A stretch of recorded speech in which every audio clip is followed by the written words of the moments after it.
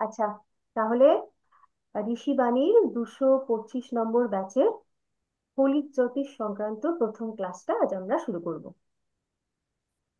তো আমাকে শুনতে খুব পাচ্ছেন তো আস্তে সকলে? শোনা যাচ্ছে। শুনতে এটা কি পাচ্ছেন? শুধু আমার প্রবলেম হচ্ছে না সবার? আমি বুঝতে পারছি না, খুব আস্তে শুনতে পাচ্ছি। আস্তে শুনতে পাচ্ছেন? হুম। আপনারা বাকিরা কি শুনতে পাচ্ছেন? একটু ভলিউমটা দেখুন তো। খুব রাইট। আস্তে শোনা যাচ্ছে। না, আস্তে শোনা ঠিকঠাক যাচ্ছে। শোনা যাচ্ছে, শোনা আস্তে। যাচ্ছে, আমার তো শুনতে শোনা পাচ্ছেন? যাচ্ছে। হ্যাঁ হ্যাঁ, শোনা যাচ্ছে। আচ্ছা, তাহলে যার অসুবিধা হচ্ছে একটু দেখুন তো তার ভলিউম সিস্টেমে কোনো প্রবলেম আছে কিনা।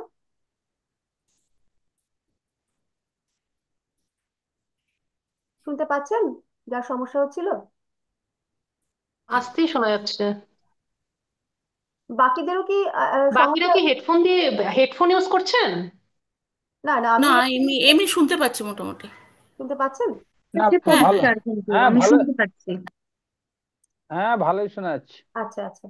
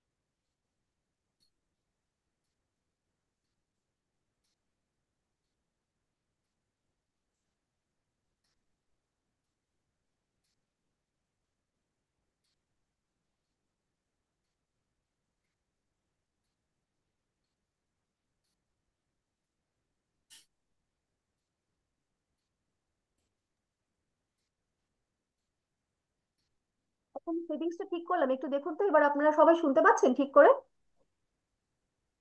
শোনা শোনা যাচ্ছে। যাচ্ছে হ্যাঁ তো? ম্যাডাম, শোনা যাচ্ছে, আচ্ছা আচ্ছা, শোনা বেশ যাচ্ছে। বেশ। তাহলে আমরা আজ ফলিত জ্যোতিষের প্রথম ক্লাসটা শুরু করি। তো আমরা প্রথমেই জেনে নেব একদম জ্যোতিষ কি, এটা আমাদের সবার আগে জানতে হবে।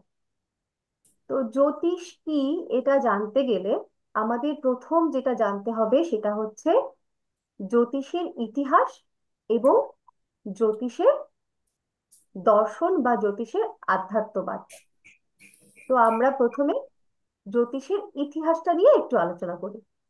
হুম। জ্যোতিষ শাস্ত্রকে বলা হয় বেদের চক্ষু স্বরূপ, অর্থাৎ বেদের চোখ বলা হয় জ্যোতিষ শাস্ত্রকে। প্রাচীন ভারতের শিক্ষার ভিত্তি ছিল বেদ। এই বেদকে পরবর্তীকালে ব্যাখ্যামূলক আলোচনার যখন প্রয়োজন হয় তখন রচনা হয়েছিল বেদাঙ্গের। বেদাঙ্গের আবার ছখানা ভাগ আছে।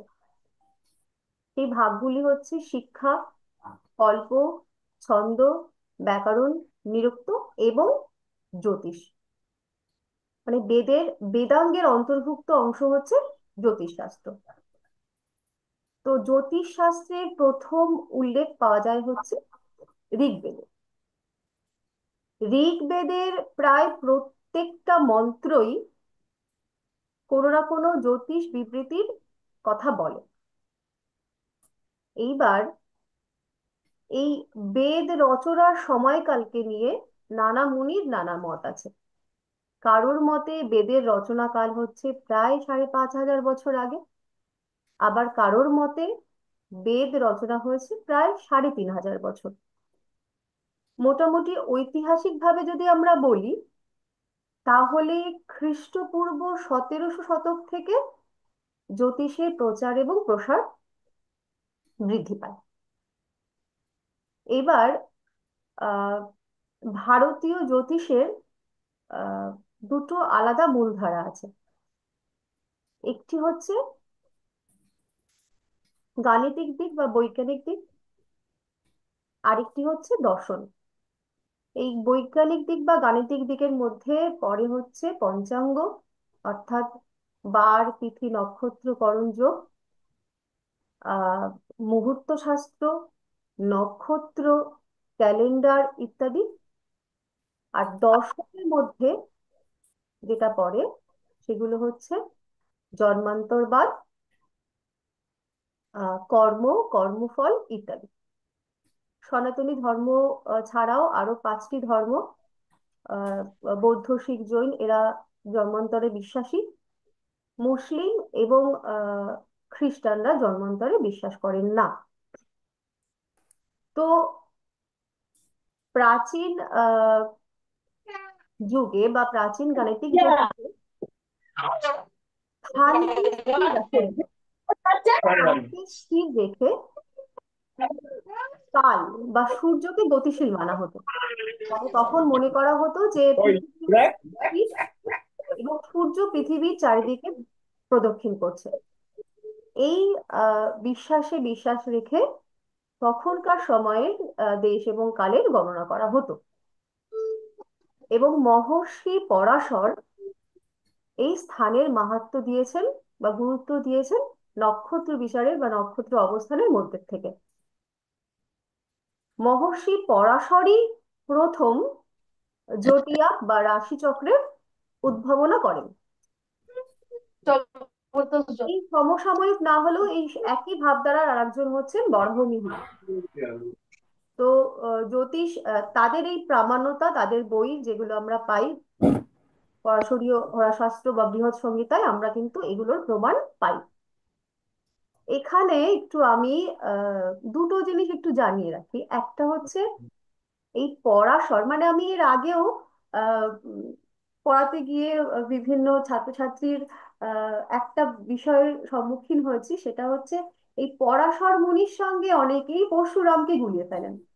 তো পরাশর এবং পরশুরাম কিন্তু দুটো আলাদা ব্যক্তিত্ব। আমাদের এই জ্যোতিষ শাস্ত্র পড়তে গেলে আস্তে আস্তে একটু পুরাণ শাস্ত্র বা একটু আধ্যাত্মিকতার সম্পর্কেও জেনে বুঝে উঠতে হবে, জানবো আমরা ধীরে ধীরে। পরাশর হচ্ছেন, আমরা মোটামুটি সকলেই ব্যাসদেবের নাম জানি, যিনি মহাভারত রচনা করেছেন আর কি। তার পিতা। এটা কিছু লিখতে হয়, এটা অগোখাটা। ফলেই কিন্তু ব্যাসদেবের। আর এবার বরাহ মিহির কে আমি একটু আপনাদের সঙ্গে আলোচনা করব, যে বরাহ মিহির কি এর করবি, নাম কি বরাহ করবো মিহির। এগুলো? এটা একটু জেনে নেওয়া আমাদের যে ইতিহাস, এগুলো কি রাখতে হবে? বেশ গুরুত্বপূর্ণ বিষয়। আচ্ছা, ম্যাডাম ছাড়া এখানে যারা আছেন তারা একটু মিউট করে দিন। দুজন আছেন ম্যাডাম, দেখুন একটু। আচ্ছা, যারা একটু আনমিউট রয়েছেন তাদের একটু মাইক্রোফোনটা একটু দয়া করে মিউট করে রাখুন। মিউট করা আছে তো? আচ্ছা, আছে অনিল কুমার মন্ডল, তার আনমিউট রয়েছেন, একটু মিউট করে দেবেন।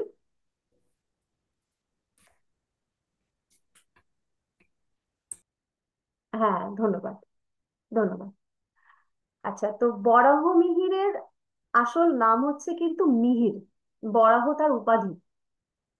বরাহ কিভাবে মানে মিহির কিভাবে বরাহ হয়ে গেলেন, এই আখ্যানটি আমি আপনাদের সঙ্গে আজ বলবো। আমরা সবাই জানি যে বিক্রমাদিত্যের সবার নবরত্নের একজন ছিলেন বরাহ মিহির। প্রথমে ছিলেন না, পরে উনি সংযোজন হন। বিক্রমাদিত্যের এক পুত্র সন্তান ছিল। তৎকালের বিভিন্ন জ্যোতিষবর্গ বিচার করে দেখেন যে সেই শিশুটির আয়ুকাল খুবই অল্প। তো সেই সময় চারিদিকে মিহিরের বেশ জয় জয়কার ছিল, বেশ নাম ছিল জ্যোতিষ হিসাবে। তো মন্ত্রী পরাশর মিহিরের আহ, নাম রাম মহারাজকে বলেন যে তাকে ডাকার জন্য।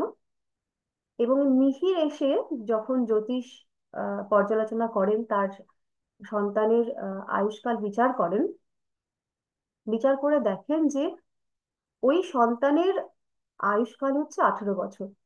এবং মৃত্যুর কারণ হিসাবেও মিহির কিন্তু এটা জানান যে একটি শূকরের মাধ্যমে, শূকরের আঘাতের মাধ্যমে মহারাজের সন্তানের নিহত হওয়ার যোগ। তো এই কথাটি যখন মিহির বলেন, তখন মোটামুটি সন্তানটি যে রাজপুত্র ছিল, সে 12-13 বছরের অলরেডি হয়ে গেছে। 18 বছর পর্যন্ত তার জীবদ্দশা কাল থাকবে। তো এরপর কি হলো, যেহেতু শূকরের আঘাতে মৃত্যু, মহারাজ আহ এলাকায়, রাজ্যে যত শূকর ছিল তার নিধন শুরু করে দিলেন। মোটামুটি রাজ্যের মধ্যে আর জীবিত শূকর একটিও ছিল না, সবই নিধন। 18 বছর বয়সের দিন তাকে মহারাজ গৃহবন্দী রাখেন। রাজপ্রাসাদেই ওই পুত্র সন্তান গৃহবন্দী অবস্থায় থাকে। সেদিন তার জন্মদিন ছিল। এবং তার যে বন্ধু বান্ধব সবার উম, মানে একসঙ্গে গেট টুগেদার আর কি। তো একদম রাজপ্রাসাদের উপরের একদম ছাদের নিচে রাজকুমারের ঘর ছিল, সেখানেই সকলে আর কি বন্ধু বান্ধব দ্বারা পরিমণ্ডিত ছিল। তো এরকম সময় আহ, আঁধি যেটাকে বলে আর কি, ঝড়, যে অন্ধের ইউপি টিউপিতে যারা গেছেন তারা জানবেন যে একটা ঝড় ওখানে হয়, যে ঝড়টাতে প্রচুর ধুলোবালি অন্ধকার হয়ে যায়। এইরকম একটা ঝড় সেই সময় তৈরি হলো। এবং এই ঝড়ের পরে আহ, সবাই আর কি রাজকুমারকে দেখার জন্য ছুটলো ঘরের ভেতরে। মোটামুটি সবাই তো এইটুকু নিশ্চিত যে এলাকায় কোনো শূকর নেই, এবং রাজকুমার একদম গৃহবন্দী অবস্থায়। তো শূকরের আঘাতে মৃত্যুর তার সম্ভাবনা হতে পারে না, শূকরের আঘাতে সে মরবে না। আর যাতে সে তার মৃত্যু না হয় তার জন্য সমস্ত রকমের ব্যবস্থা রাজা মানে মহারাজ তখন করেছিলেন। কিন্তু যখন ওপরে যাওয়া হয় তখন দেখা হয় যে মানে দেখা যায় যে রাজপুত্র ঘরে নেই। তো তার যারা বন্ধু বান্ধব ছিল তারা বলে যে রাজকুমার তো ঝড় দেখবে বলে ছাদে গেছে। তো সবাই ছুটলো ছাদে। সেখানে গিয়ে দেখা গেল যে রাজকুমার নিহত অবস্থায় সেখানে পড়ে আছে ছাদে। এবং আশ্চর্যজনক ভাবে যে কারণে তার মৃত্যু হলো সেটি হচ্ছে একটি স্তম্ভ। রাজপ্রাসাদে যে স্তম্ভগুলো থাকে, সেই একটি স্তম্ভ যার মাথায় একটি শূকরের প্রতিকৃতি করা ছিল। এবং সেই যে শূকরটির যে প্রতিকৃতি, সেটি বিধেই রাজকুমারের মৃত্যু হলো। তো সেই দিন থেকে কিন্তু মিহিরের জয় জয়কার। এবং এই যে বরাহ, সেই দিন থেকেই মিহিরকে কিন্তু এই বরাহ মিহির বলে আখ্যা দেওয়া হলো। এবং সেখান থেকেই তিনি বিক্রমাদিত্যের আহ একজন রত্ন হলেন। তো এই গেল প্রথম আমাদের জ্যোতিষের প্রাচীন ইতিহাসের কথা আমি বললাম।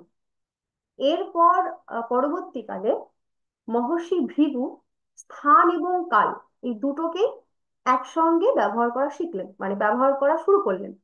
এবং মহর্ষি ভৃগুর হাত ধরেই কিন্তু ফলিত জ্যোতিষের প্রসার এবং প্রচার অনেক গুণ বেড়ে যায়। এবং তার মাধ্যমেই কিন্তু এই যে রাশিচক্র, নক্ষত্র, আহ ধর্ম, আহ গুণ, তত্ত্ব ইত্যাদি জ্যোতিষিক যা কিছু, এই সমস্ত গুণের কিন্তু প্রচার এবং প্রসার হয় কিন্তু ওই মহর্ষি ভৃগুর হাত ধরে। তার পরবর্তীকালে মধ্যযুগে অর্থাৎ গুপ্ত যুগে আহ আর্যভট্ট সূর্যকেন্দ্রিক গণনা শুরু করেন। সেই সময় পৃথিবীর সঠিক প্রকৃত অবস্থান, পৃথিবী থেকে সূর্যের এবং পৃথিবী থেকে চন্দ্রের কৌণিক দূরত্ব, পৃথিবী কতটা হেলে আছে ইত্যাদি যে হিসাব নিকাশ গুলো, সেগুলো শুরু হয় এবং গ্রহদের অবস্থান সেই সময় থেকে কিন্তু আহ পর্যবেক্ষণ করা শুরু হয়।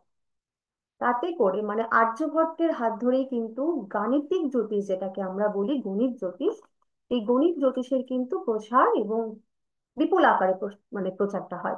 বিপুল আকারে গণিত জ্যোতিষের কিন্তু প্রসার শুরু হয় আর্যভট্টের হাত ধরে।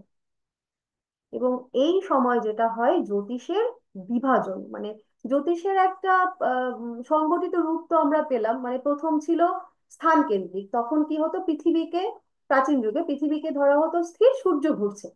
এরপরে আহ ভৃগু কি করলেন, স্থান এবং কাল দুটোকেই একসঙ্গে কম্বাইন করে হিসাবটা শুরু করলেন, গণনা শুরু করলেন। তারপরে এলো গাণিতিক জ্যোতিষ আর্যভট্টের হাত ধরে।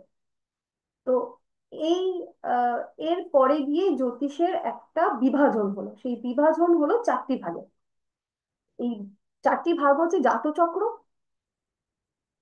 মুহূর্ত জ্যোতিষ, নিমিত্ত জ্যোতিষ এবং প্রশ্ন জ্যোতিষ। জাতচক্র বলতে আমরা যেটাকে বুঝবো সেটা হচ্ছে আমরা যে বর্তমানকালে লগ্ন চার্টের বিচার করি, সেটাই হচ্ছে জাতচক্র। মুহূর্ত শাস্ত্র বলতে সেটাকে বুঝবো মানে আমরা যখন কোন রকম শুভ অনুষ্ঠান করি, সেটা বিয়ে হতে পারে, অন্নপ্রাশন হতে পারে, সে কোনো শুভ অনুষ্ঠানের জন্য আমরা যে মুহূর্তটা বের করি, যে মুহূর্তটা, শুভ মুহূর্তটা বার করি, সেই শুভ মুহূর্তের যে গণনা সেটা হচ্ছে এই মুহূর্ত শাস্ত্রের অন্তরে পড়ে। তারপর হচ্ছে নিমিত্ত শাস্ত্র, মানে জাগতিক যা কিছু ঘটনা হয় তার যে ব্যাখ্যা, অর্থাৎ কিনা প্রাকৃতিক যে কোনো বিপর্যয়, সেটা বন্যা হতে পারে, ভূমিকম্প হতে পারে, যা কিছু প্রাকৃতিক জাগতিক বিচার যে শাস্ত্রের হাত ধরে আমরা করি সেটা হচ্ছে এই নিমিত্ত শাস্ত্র। এবং 4 নম্বর ভাগ হচ্ছে প্রশ্ন জ্যোতিষ। এই প্রশ্ন জ্যোতিষ হচ্ছে যেটাকে আমরা এখন হোরারি বলি, অর্থাৎ সেই মুহূর্তে, সেই স্থানে, সেই একটি নির্দিষ্ট প্রশ্নের উত্তর হ্যাঁ এবং না এ আমরা পেয়ে যাব। এই প্রশ্ন শাস্ত্রের বিচার প্রসার ঘটায় হচ্ছে বরাহ মিহির এবং তার পুত্র পৃথুযশা। তাদের হাত ধরে কিন্তু এই প্রশ্ন যে জ্যোতিষ, তার যে প্রসার হয় সেটা হচ্ছে বরাহমিহির এবং তার পুত্র সন্তানের হাত ধরে। এরপর আধুনিক কাল, অর্থাৎ কিনা ব্রিটিশ পিরিয়ড। ব্রিটিশ পিরিয়ডে কিন্তু সেরকম ভাবে ভারতীয় জ্যোতিষের তেমন কোনো নতুন আবিষ্কার হয়নি। তার কারণ আমরা সকলে জানি যে আমাদের ভারতের তখন যে পরিস্থিতি, তাতে করে নতুন শাস্ত্র নিয়ে পর্যালোচনা করার সেই সুযোগ বা সেই প্রেক্ষা আমরা তখন পাইনি। কিন্তু পুরোনো যে শাস্ত্র ছিল, মানে পুরোনো যে যা কিছু সম্পদ আমাদের ছিল, তা নিয়ে বহু চর্চা হয়েছে এবং তার ফলে জ্যোতিষের একটি মানে বেশ পরিমার্জিত একটা সংগঠন বা একটা সংকলন আমরা কিন্তু পেয়েছি। বিংশ শতাব্দীতে আমরা যে সকল প্রেডিক্টিভ এবং ম্যাথমেটিক্যাল অ্যাস্ট্রোলজারের, অ্যাস্ট্রোলজিক্যাল এক্সপার্টের নাম আমরা করব, যেগুলো আমাদের প্রত্যেকেরই জানা উচিত, সেটা সেই নামগুলো হচ্ছে ইসি লাহিড়ী, ডিভি রামান, পণ্ডিত কেপি কৃষ্ণমূর্তিজি, এইরকম বিভিন্ন মানুষকে আমরা কিন্তু বিংশ শতাব্দীতে জ্যোতিষের সঙ্গে পেয়েছি এবং তাদের গুরুত্ব এবং তাদের কার্যকারিতা কিন্তু জ্যোতিষে ভীষণ মানে গুরুত্বপূর্ণ। তো এই যে ভারতীয় জ্যোতিষ, সেটি কেবলমাত্র কিন্তু প্রেডিকশন নয়, বেদ, আহ আধ্যাত্মবাদ, দর্শন এর একটা মানে একটা সম্মিলিত রূপ। জ্যোতিষ শাস্ত্রের মাধ্যমে আমরা নিজেদেরকে মহাজাগতিক একটি শক্তির সঙ্গে, যে মহাজাগতিক যে শক্তি আছে তার সঙ্গে নিজেদেরকে যে যুক্ত করতে পারি, তার মাধ্যমই হচ্ছে জ্যোতিষ শাস্ত্র। তো এই গেল আমাদের জ্যোতিষের মোটামুটি ইতিহাস। এরপর আমরা আলোচনা করব জ্যোতিষের দর্শন বা জ্যোতিষের আধ্যাত্মবাদ নিয়ে।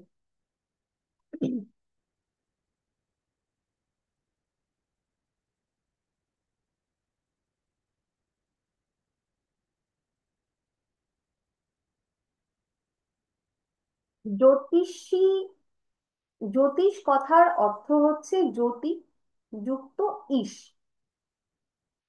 ঈশ কথার অর্থ হচ্ছে ঈশ্বর। ঈশ্বরের প্রেরিত একটি জ্যোতি, সেই জ্যোতি জ্যোতিষ শাস্ত্রের মধ্যে নিহিত আছে।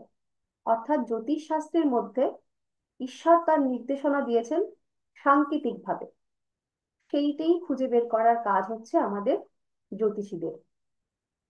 যে জন্য জ্যোতিষ শাস্ত্রকে গোপন শাস্ত্র বলা হয়। কারণ আমরা সকলেই জানি, এই যে যখন আমরা একটা লগ্ন চার্টের বিচার করি, তার যে সাংকেতিক রূপ সেটা খুব সহজ নয়। এই যে সহজ নয়, সহজ নয় ভাবে যে তার প্রতিভা, মানে তার যে প্রস্তাবনা, সেটা যদি আহ, একদম গোপন না হতো তাহলে সেটা আরো সরল হতো। যেহেতু সরল হয়নি, ঈশ্বর চাননি সেটাকে সরল করে দেওয়ার, তো সেই জন্যই সেটাকে আমরা গোপন শাস্ত্র বলবো। এবং এই জ্যোতিষ শাস্ত্রটিকে অধ্যয়ন করার জন্য যে আত্মাগুলো ঈশ্বর কর্তৃক নির্বাচিত হয়, যেমন আমরা সকলে এই জ্যোতিষ শাস্ত্রের আহ বিদ্যা লাভ করছি, শিক্ষা লাভ করছি, আমরা প্রত্যেকেই কিন্তু ঈশ্বর দ্বারা নির্বাচিত। আমাদের এই যে মনুষ্য শরীর প্রাপ্ত হয়েছে, তার অভ্যন্তরে যে আত্মাটি আছে, এই আত্মাটি কখনো না কখনো, কোনো না কোনো জন্মে নিশ্চয়ই তেমন কোনো কর্ম করেছে, যার জন্য ঈশ্বর আমাদেরকে কিন্তু নির্বাচন করেছেন। তো আমরা এবার আলোচনা করব এই দর্শন নিয়ে, ঈশ্বরের এই জ্যোতিষের আধ্যাত্মবাদ নিয়ে। তো আমাদের কাছে, জ্যোতিষীদের কাছে যখন কোনো মানুষ আসেন, সে কি করতে আসে? তার ভাগ্য গণনা বা ভাগ্যের বিচার করতে আসে। তো প্রথমেই প্রশ্ন তৈরি হবে, ভাগ্য কি? ভাগ্য কি পরিবর্তনশীল? ভাগ্য কি বদলানো যায়? এই ভাগ্যের উপর একজন জ্যোতিষের কতটুকু, মানে একজন জ্যোতিষীর কতটুকু ক্ষমতা আছে, এই সমস্ত গুলোই আমরা এবার জেনে নিই। তো ভাগ্য কি, এই প্রশ্নটা যদি আমি আপনাদেরকে করি, আপনারা প্রত্যেকেই একটাই কথা বলবেন যে ভাগ্য হচ্ছে কর্মফল। নিশ্চয়ই ভাগ্য কর্মফল, কিন্তু কোন কর্মের ফল? ধরুন, আহ যেই দিন আমি জন্মগ্রহণ করেছিলাম আমার বাবা মার কাছে, মোটামুটি একটি আহ পারিমার্জিত শিক্ষিত পরিবার, এবং সেখানে আমি খুব সুন্দরভাবে ছোটবেলা থেকে যত্নের সঙ্গে মানুষ হয়েছি। আপনারা প্রত্যেকে যারা জন্মগ্রহণ করেছেন, একটা খুব সুন্দরভাবে ছোটবেলা থেকে মানুষ হয়েছেন। যেই দিন আমি বা আপনি জন্মগ্রহণ করেছি, সেই দিনই একই রকম ভাবে আপনারই এলাকায় বা আপনারই পাড়াতে আরো একটি বাচ্চা হয়তো জন্মগ্রহণ করেছে। আপনি একটি শিক্ষিত পরিবারে জন্মগ্রহণ করেছেন, বা আপনি একটি সভ্য পরিবারে জন্মগ্রহণ করেছেন। আরেকটি বাচ্চা আপনারই পাড়াতে, আপনারই এলাকাতে এমন একটি বাড়িতে জন্মগ্রহণ করেছে যেখানে হয়তো বাবা মাতাল, মা বাড়িতে থাকে না, ইত্যাদি, যে অদ্ভুত, যেগুলোকে আমরা খারাপ সিচুয়েশন বলি। এবার ওই যে অভাগা বাচ্চাটি জন্মালো, যে বাচ্চাটি জন্মানোর সঙ্গে সঙ্গে হয়তো বাবা দেখছে না, মা মানুষ করছে না, বা মা ছেড়ে চলে গেছে, বা আমি বা আপনি যে জন্মগ্রহণ করেছি এবং আমরা সঠিকভাবে ছোটবেলা থেকে আহ লালন পালনে মানুষ হলাম, তো আমরা জন্মগ্রহণ করার আগে 9 মাস মাতৃগর্ভে ছিলাম। এই 9 মাসে আমি আপনি যারা আমরা ভালোভাবে আছি, আর যে বাচ্চাটি ভালোভাবে রইলো না, এই মাতৃগর্ভে আমরা কি এমন কর্ম করেছিলাম? কোন কর্ম? যে কর্মের জন্য আমি ভালো থাকলাম এবং সে ভালো থাকলো না। সেখানে তো আমাদের কোনো কর্ম ছিল না। মাতৃগর্ভে আমরা শুধু জীবিত ছিলাম, কিন্তু আমাদের তো কোনো কর্ম ছিল না। তাহলে ভাগ্য কি করে, এই যে আমি একটা ভালো পরিবারে জন্মগ্রহণ করলাম, আমরা ভালো কিছু পেলে আমরা কথাটাই বলি যে ভাগ্য করে ও বাবা মা পেয়েছে, ভাগ্য করে ও পরিবার পেয়েছে। এই ভাগ্যটা কোত্থেকে এলো, কোন কর্মের ফল? তো সেখান থেকে আমাদের যেতে হবে জন্মান্তর বাদে, অর্থাৎ সনাতনী জ্যোতিষ, বৈদিক জ্যোতিষ জন্মান্তরে বিশ্বাসী। আমাদের এই যে ভাগ্য, সেটি এক জন্মের ভাগ্য নয়, সেটি জন্ম জন্মান্তরের থেকে আমরা বয়ে নিয়ে আসি।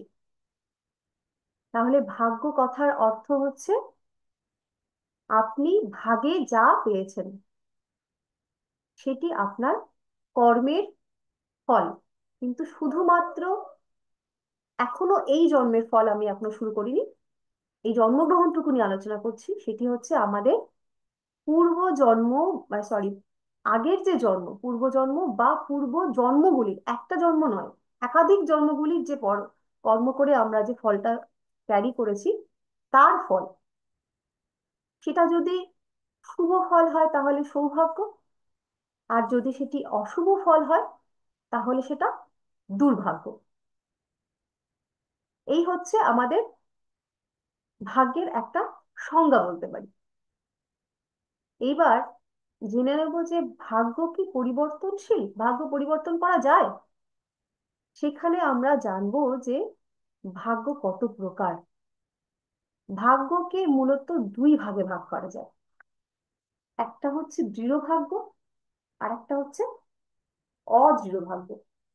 এই দৃঢ় ভাগ্য, এই কথাটা থেকেই মোটামুটি আমরা বুঝতে পারছি দৃঢ় অর্থাৎ যেটা পরিবর্তন করা সম্ভব নয়, আর একটা অদৃঢ় যেটা পরিবর্তন সম্ভব। ওটা নিয়ে আমরা পরে আলোচনা করি, আগে দৃঢ় ভাগ্য নিয়ে আলোচনা করি।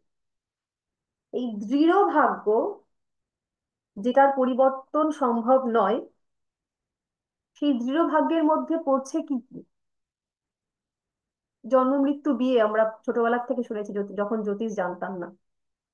কোথায় জন্মাবেন, কার সঙ্গে বা কাদের সঙ্গে আপনার বৈবাহিক সম্পর্ক তৈরি হবে। কাদের বললাম কারণ এখন তো বহু বিবাহ পুরুষ এবং নারী দুজনের ক্ষেত্রেই প্রযোজ্য।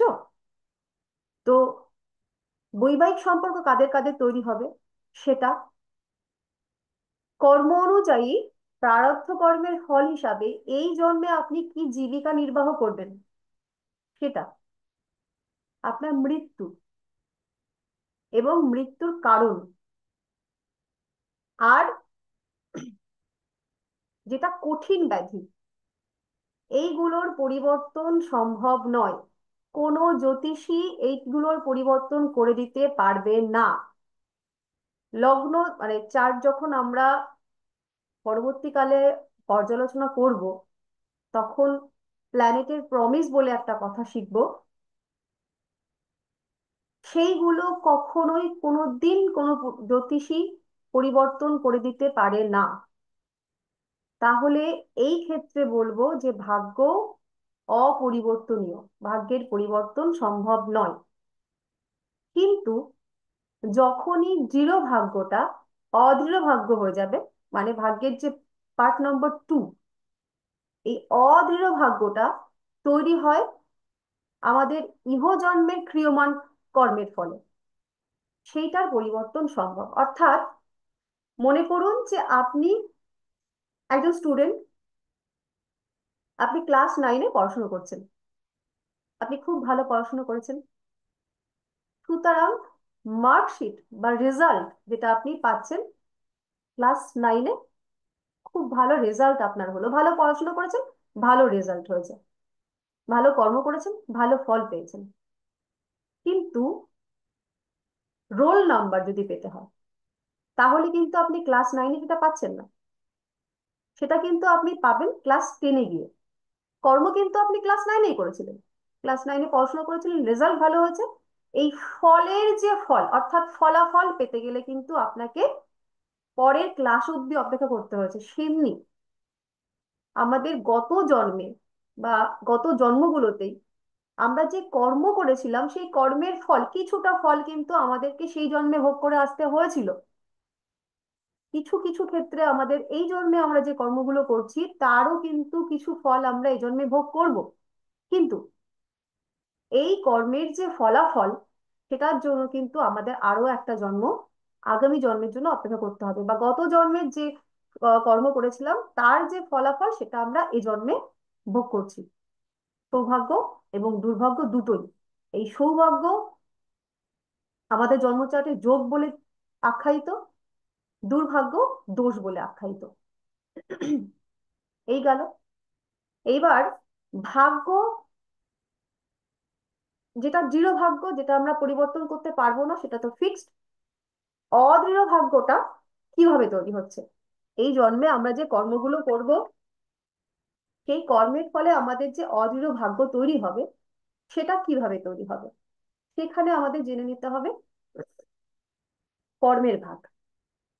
কর্মকে মূলত তিনটি ভাগে ভাগ করা হচ্ছে: প্রারব্ধ কর্ম, সঞ্চিত কর্ম, ক্রিয়মান কর্ম। প্রারব্ধ কর্ম হচ্ছে আমাদের গত জন্মের যে কর্ম ছিল সেখান থেকে ক্যারি ফরওয়ার্ড হয়েছে। সঞ্চিত কর্ম হচ্ছে জন্ম জন্মান্তরে আমরা যে কর্মগুলো করেছি। মানে ধরুন একজন সাধক যখন, সাধক মানে এই জন্মে আপনি যাকে একজন প্রণম্য সাধক, ভণ্ড সাধকের কথা বলছি না, প্রণম্য সাধক হিসাবে আপনি যাকে জানেন, সেই মানুষটি কিন্তু এই একটা জন্মে সাধক হতে পারেনি। তাকে জন্ম জন্মান্তরে তাকে ওই সাধনাকে কিন্তু উত্থিত করতে হয়েছে, তাকে ধরে রাখতে হয়েছে ওই সাধনা। এই যে আমরা প্রত্যেকটি, আমরা এখানে যে কজন মানুষ জ্যোতিষ চর্চা করছি, আমাদের প্রত্যেকেরই প্রিভিয়াস লাইফে জ্যোতিষের সঙ্গে কানেকশন ছিল। জ্যোতিষ শাস্ত্রের সঙ্গে না হলেও কোনো না কোনো আধ্যাত্মিকতার সঙ্গে আমাদের কানেকশন ছিল। তার জন্য আমরা কিন্তু এই জন্মে জ্যোতিষ শাস্ত্রটা পড়ার অনুমতি পেয়েছি ঈশ্বর কর্তৃক। না হলে সম্ভব হতো না। 750 কোটি মানুষ পৃথিবীতে, প্লাস মাইনাস। তার মধ্যে থেকে এই যে আমরা মানুষগুলো, এই শাস্ত্রটি, এই গোপন শাস্ত্রটি, ঈশ্বর দ্বারা তৈরি একটি শাস্ত্রকে আমরা পড়ছি, এটা কিন্তু কম সৌভাগ্যের বিষয় নয়। আর এই সৌভাগ্যটা কিন্তু শুধুমাত্র এই এই জন্মের ব্যাপার নয়। এবার এই 3 রকম যে কর্ম পেলাম, প্রারব্ধ কর্ম, সঞ্চিত কর্ম এবং এই ক্রিয়মান কর্ম। ক্রিয়মান কর্ম হচ্ছে এই জন্মে আমরা যে কর্মগুলো নিত্য নৈমিত্তিক ভাবে করব। এই ক্রিয়মান কর্মকে আবার বেদে 5টি ভাগে ভাগ করেছে। একটি হচ্ছে নিমিত্ত কর্ম, নিত্যি কর্ম, সরি। প্রথম হচ্ছে নিত্যি কর্ম, দ্বিতীয় নিমিত্তি কর্ম, তৃতীয় হচ্ছে কর্তব্য কর্ম, চতুর্থ হচ্ছে কাম্যি কর্ম, পঞ্চম হচ্ছে প্রায়শ্চিত্ত কর্ম। আমরা যখন জন্মগ্রহণ করেছি, আমাদের প্রথম কাজ হচ্ছে ঈশ্বরের সাধন ভজন। একজন মানুষ মানব জন্ম গ্রহণ করার পর যদি ঈশ্বর সাধন ভজন না করেন, সেই মানুষটির সঙ্গে একটি পশুর বা একটি জানোয়ারের কোনো পার্থক্য থাকে না, শাস্ত্র বলছে। তো এই যে নিত্যি কর্মের মধ্যে আমাদের প্রথম প্রথম যে কর্ম, সেই নিত্যি কর্মের মধ্যে পড়ছে আমাদের ঈশ্বর সাধন ভজন। সেটি কীর্তন, জপ এবং সেবা, এই 3টে মাধ্যমে আমরা ঈশ্বরের সাধন ভজন করতে পারি। ঈশ্বরের নাম গান কীর্তন যেটা হয় সেইভাবে করতে পারি, জপ অর্থাৎ ইষ্ট, যেটা আমরা ইষ্ট জপ করি সেটা করতে পারি, এবং আরেকটি হচ্ছে যেটা নিত্য সেবা আমরা প্রতিদিনই ঈশ্বরের জন্য করি, সেটি। এরপর হচ্ছে নিমিত্ত কর্ম, অর্থাৎ সংসার জগতে থাকতে গেলে আমরা প্রত্যেকেই প্রত্যেকের তরে বাঁচি। আপনার জন্য জন্য আমি, আমার জন্য আপনি। এই এই যে সিস্টেমটা, একজনও যদি অফ হয়ে যায় তাহলে কিন্তু এই সিস্টেমটা আর চলবে না। এই একে অন্যের তরে সমাজে থাকতে গেলে প্রত্যেকটি সামাজিক কাজের সঙ্গে আমাদের যুক্ত হতে হয়।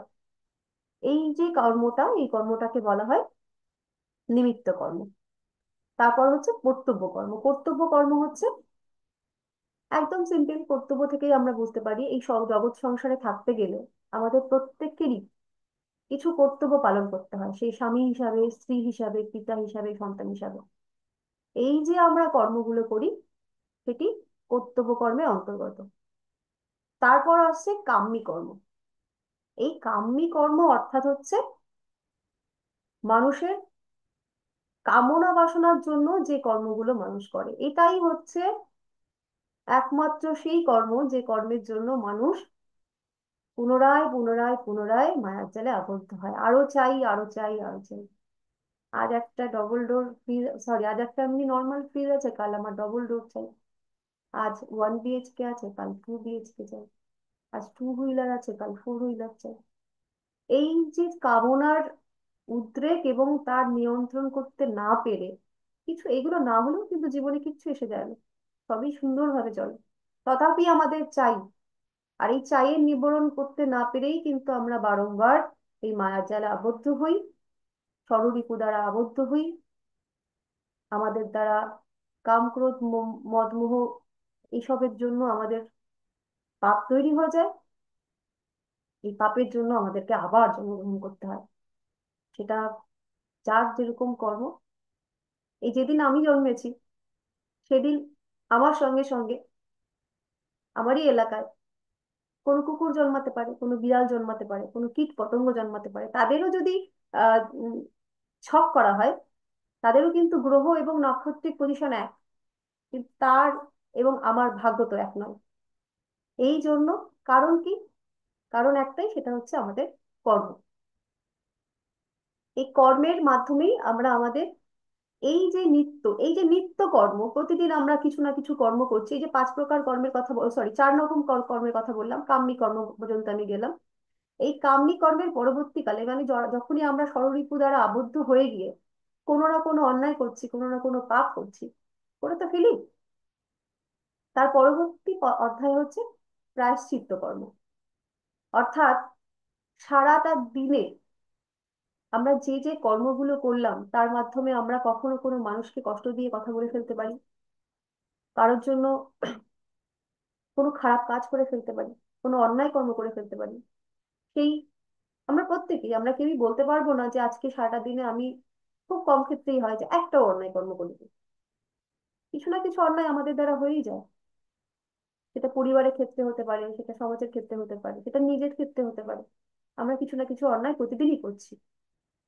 এই অন্যায়ের জন্য 5 নম্বর কর্ম হচ্ছে প্রায়শ্চিত্ত কর্ম, যে ঈশ্বরের কাছে ক্ষমা প্রার্থনা করা। প্রত্যেক দিন আমরা যে অন্যায় করি তার জন্য ঈশ্বরের কাছে ক্ষমা প্রার্থনা করা। এই যে 5টি কর্মের বিভাজন রয়েছে বেদে, এই 5টি কর্ম যদি আমরা সত্যি সামঞ্জস্যপূর্ণভাবে করতে পারি, তাহলে কিন্তু আমাদের পাপ এবং পুণ্যের ব্যালেন্স তৈরি হয়ে যায়। একটা মানুষ, যেটা খ্রিস্টানদের মধ্যে আপনারা দেখবেন, যে তারা কিন্তু প্রত্যেকদিন প্রার্থনা ঈশ্বরের কাছে ক্ষমা ভিক্ষা করে, যেটা আমরা হয়তো সেইভাবে করে উঠতে পারি না। আমরা কয়জন মানুষ আছি যারা প্রতিদিন ঈশ্বরের কাছে গিয়ে এই প্রার্থনাটা করি যে ঈশ্বর, আজ আমি যে অন্যায়গুলো করেছি তার জন্য আমায় ক্ষমা করে দিও? করি না। আমরা তো বেশিরভাগ মানুষই রূপং দেহি, যশং দেহি, এইগুলো বলতেই অভ্যস্ত। তো এই 5টি ভাগ, এই 5টি কর্মই হচ্ছে ক্রিয়মান কর্মের মধ্যে অন্তর্ভুক্ত। এই ক্রিয়মান কর্মের মাধ্যমেই আমরা কোনো না কোনো ভাগ্য তৈরি করি।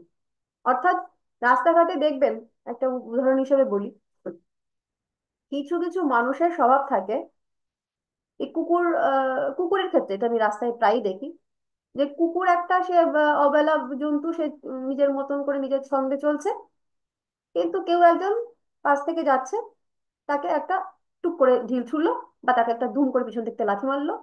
কুকুর স্বাভাবিক কি করবে? তার যে স্বভাব, ভয় পাবে, লেজ গুটিয়ে বা কিরকম করে রাখতে রাখতে চলে চলে যাবে।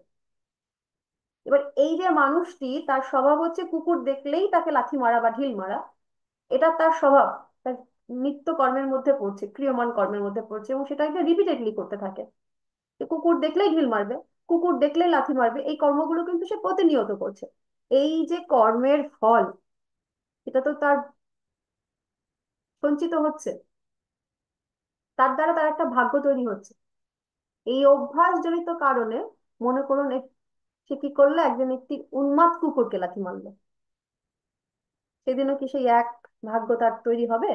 সে কুকুরটা কেউ কেউ করতে চলে যাবে, না ঘুরিয়ে কামড়টা খাবে? এই যে 5 দিন সে কুকুরকে অকারণে লাথি মেরেছিল, সে অন্যায় করেছিল, এবং 6 দিনের দিন একটা পাগল কুকুরকে আঘাত করে সে কামড়টা খেলো, এটাই হচ্ছে তার ইহ জন্মের ক্রিয়মান কর্মের দ্বারা রচিত ভাগ্য। অর্থাৎ আমরা এই জন্মে যেমন কর্ম করব, মানে আমাদের আজকের কর্ম আগামীকালের ভবিষ্যৎ, সেটা আমাদের এই ক্রিয়মান কর্মের ফল। ঠিক তেমনি যদি কেউ কোনো ভালো কর্ম করেন, যে মাঝে মাঝে আমরা দেখি যে আহ, একজন অটো চালক, সে হয়তো আহ, একটা টাকার বাক্স পেয়েছে, কোনো ব্যক্তি ছেড়ে চলে গেছে, সে চাইলেই পারতো সেই টাকাটাকে পুরোপুরি আত্মসাৎ করে নিতে। সে সেটা না করে কি করলো, স্থানীয় কোনো থানাতে সেটা জমা দিল, এবং যে ব্যক্তি সেটা সে পেল, ফলত সে একজন আহ এমন ব্যক্তি হিসাবে ঘোষিত হলো যে তার যে আহ তার মধ্যেকার যে শুভত্ব, সেটা চারিদিকে ছড়িয়ে গেল, এবং সে একটা বড়সড় আহ পুরস্কার প্রাপ্তিও তার হতে হতে পারে, যেটা হয়। এটাও একটা নিত্যকর্ম, নিত্যকর্মের দ্বারা ভাগ্য। তাহলে এই ভাগ্য আমরা কি করব, মানে আমরা জ্যোতিষীদের আমাদের তাহলে এই ভাগ্যের সঙ্গে যখনই আমরা একজন মানুষের চার্ট দেখছি, এবং সেই চার্টের মধ্যে আমরা যখন দেখতে পারবো যে এই যে এইখানটাতেই শুরু হচ্ছে একজন জ্যোতিষের সঙ্গে ওই ঈশ্বরের সেই যে ঈশ ঈশের যে জ্যোতিটাকে খুঁজে বার করার কাজটা। অর্থাৎ যখন আমরা লগ্ন চার্টটা বার করব, চার্ট যখন আমরা তৈরি করব, তার মধ্যে বিভিন্ন গ্রহকে বিভিন্ন ভাবে অবস্থান করতে দেখব। এই বিভিন্ন ভাবে বিভিন্ন গ্রহ কেন অবস্থান করছে, মানে এখানে আম, মেষ লগ্ন, ধনু লগ্ন, মিথুন লগ্ন, কর্কট লগ্নের প্রচুর মানুষ আছেন, আমাদের 16-17 জন এখন আছি। তাদের ধরুন আমরা ধরে নিলাম 3 জনের এখানে মিথুন লগ্ন। তো 3 জন মিথুন লগ্নের কি ভাগ্য এক হবে? হবে না তো। 3 জন মিথুন লগ্নের মানুষ, প্রত্যেকেই মিথুন লগ্ন, কিন্তু কারোর হয়তো দ্বিতীয় ভাবে রাহু বসে আছে, কারোর দ্বিতীয় ভাবে শুক্র বসে আছে, কারোর হয়তো সপ্তমে শুক্র বসে আছে, কারোর হয়তো সপ্তমে রাহু বসে আছে। এই যে বসে থাকলো, কেন থাকলো, মানে একজন ব্যক্তি জন্মগ্রহণ করলেন এবং তার একটা লগ্ন চার্ট তৈরি হলো, এবং সেই লগ্ন চার্টে আমরা 9টা গ্রহের বিভিন্ন রকম ভাবে পজিশন পাচ্ছি।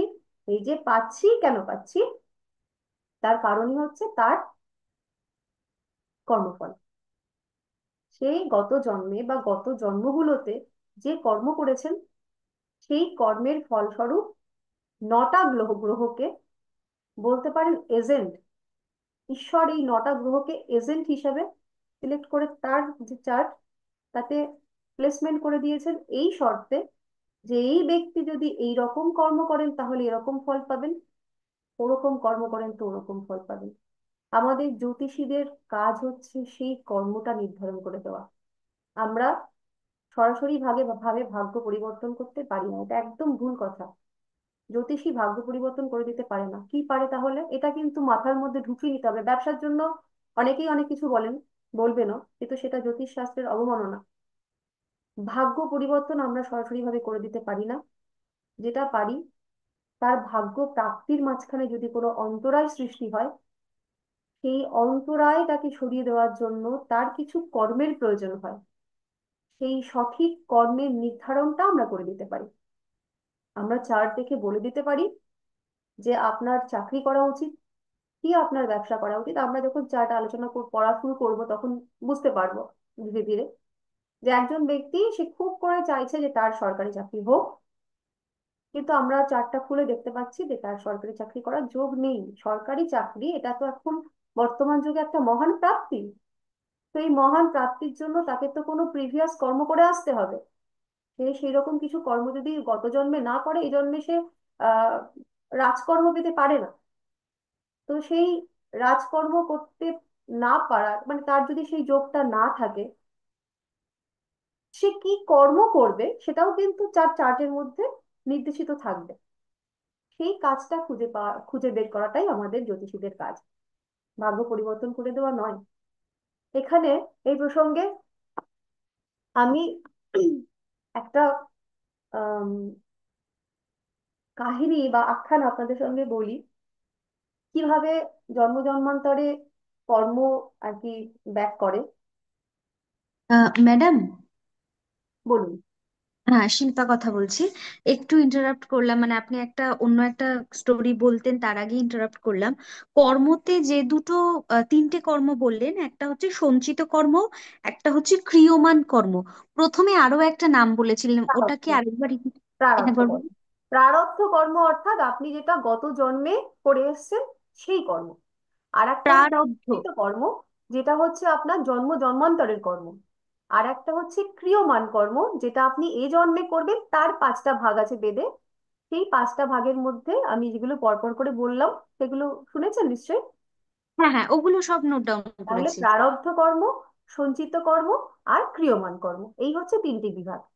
ঠিক আছে। ঠিক আছে, থ্যাংক ইউ। আচ্ছা, যেই আখ্যানটা আমি বলতে চাইছিলাম, যে কর্ম কিভাবে আমাদের জীবনে ফিরে। আপনারা সবাই মোটামুটি মহাভারতে পিতামহ ভীষ্মের কথা আপনারা শুনেছেন। ভীষ্মের মৃত্যুটা কিন্তু খুব যন্ত্রণাদায়ক ছিল। আমরা সবাই জানি যে পিতামহ ভীষ্মের মৃত্যু হয়েছিল কিন্তু শরশয্যায়, অর্থাৎ তীরের বিছানায়, তীরের উপর, এইভাবে বিদ্ধ হয়ে তার মৃত্যু হয়েছিল। তো যখন তিনি, পিতামহ ভীষ্ম যখন ওই শরশয্যায় শায়িত ছিলেন, তখন উনিও তো মহান ব্যক্তিত্ব, মহান পণ্ডিত। উনি তখন প্রশ্ন করেছিলেন যে ভগবান শ্রীকৃষ্ণের কাছে, যে আমি আমার দিব্য বলে বিগত 100টা বছর পুরো মানে পিছিয়ে গিয়ে দেখেছি যে উনিও তো খুব একজন সাত্বিক মানুষ ছিলেন, যা নিষ্কাম কর্ম উনি আর কি নিষ্কাম কর্ম করতেন, যে আমি বিগত 100 জন্মে এমন কোনো কর্ম করিনি যার ফলস্বরূপ, মানে মৃত্যু যন্ত্রণাটা ভাবুন। একটা মানুষ সে তীরের দ্বারা, একাধিক তীরের দ্বারা বিদ্ধ অবস্থায় শুয়ে আছে, তার মৃত্যু হচ্ছে না। এই যে এই যে মানে মৃত্যুর এই যে যন্ত্রণাটা, এটা কি লেভেলের যন্ত্রণা হতে পারে, মানে আমাদের এটা ছুঁচ ফুটলে আমরা পাগল হয়ে যাই। সেখানে একজন মানুষ ওরকম শরশয্যায় শায়িত রয়েছে এবং তার মৃত্যু হচ্ছে না। তাহলে এই যে কষ্টের মৃত্যু, মৃত্যু মানেই তো কষ্টের, আমরা সকলেই জানি। কিন্তু এই যে কষ্টটা, এটা কি ধরনের কষ্ট, মানে এই যে কষ্টটা সে ভোগ করছে মৃত্যুকালীন সময়ে, তাহলে তো তার এই মৃত্যুর জন্য একটা ভীষণ খারাপ কর্ম থাকতে হবে। সেই রকম খারাপ কর্ম না থাকলে তো একজন মানুষের এরকম যন্ত্রণার মৃত্যু হতে পারে না। সেই কারণে পিতামহ ভীষ্ম জিজ্ঞেস করলেন শ্রীকৃষ্ণের কাছে, যে আমি বিগত 100 জনম তো দেখে আসলাম, আমার তো এমন কোনো কর্ম নেই যেই কর্মের জন্য আমাকে এইরকম যন্ত্রণার মৃত্যু গ্রহণ করতে হতে পারে। তাহলে আমার এই মৃত্যুর, এই যে মৃত্যুর যন্ত্রণা, এটা কেন, কি কারণে? তখন শ্রীকৃষ্ণ বলেছিলেন যে মহর্ষি, আপনি একটু কষ্ট করে আর একটু পিছিয়ে যান, অর্থাৎ 105তম জনম দেখে, সেখানে গিয়ে দেখুন তো কি দেখতে পান। তো 105তম বিগত জন্মে মহর্ষি একজন রাজা ছিলেন।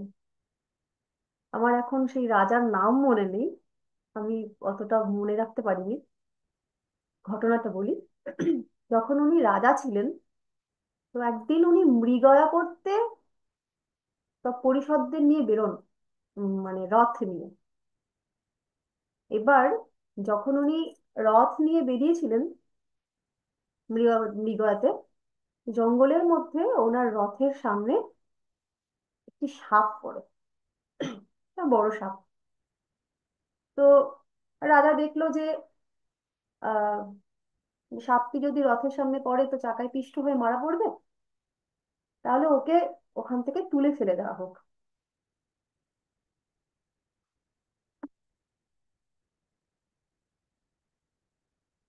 এবং তিনি প্রহরীদের আজ্ঞা দেন সাপটিকে তুলে জঙ্গলে ফেলে দেওয়ার জন্য। রাজা আদেশে প্রহরীরা তাই করে, ওই সাপটিকে তারা তুলে জঙ্গলে নিক্ষেপ করে এবং তারা কি করে, সেখান থেকে প্রস্থান করে। মহারাজ সেখান থেকে প্রস্থান করে। কিন্তু রাজার ধর্ম ছিল প্রজা পালন, প্রকৃষ্ট অর্থে প্রজা পালন। এই প্রজার মধ্যে কিন্তু একটি পশু, একটি প্রাণী, একটি পাখি, একটি মানুষ সবাই পড়ে।